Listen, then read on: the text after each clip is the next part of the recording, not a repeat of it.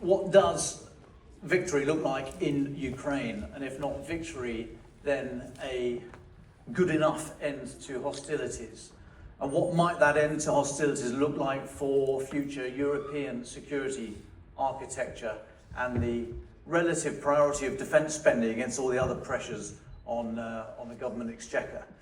And of course the context is, as we all know, an angry, a vengeful and a mobilised Russia, a United States that might be starting to look elsewhere, and a Europe who talks a lot about answering the problems facing it, but actually doesn't really seem to be able to get around to coming up with any action to back up that talk.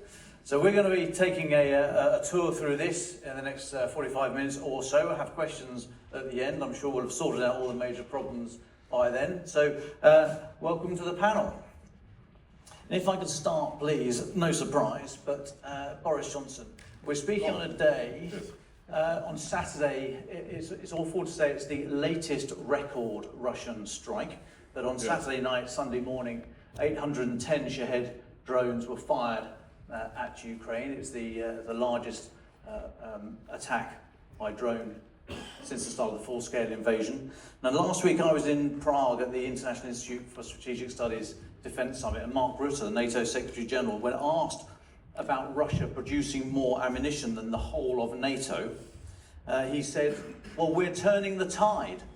And I thought, we are nearly 4 years into this, and you're coming up with phrases like turning the tide. So why after 2022? Why after the invasion of 2014? Why after Georgia in 2008? Did successive European leaders, why did you fail to get Europe to stand up together and act in the face of a very obvious growing Russian threat? Look, so first of all, thanks on the bombardments that are happening right now in Ukraine.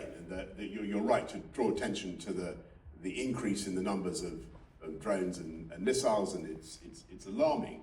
But they are not yet doing damage on a scale commensurate with their numbers. I think it's very important for everyone. People here know far better than I do that, as I said, right, the ability to fire back, and look at what they're doing to Putin's oil and gas industry. They're really starting to make a difference. That's starting to bite.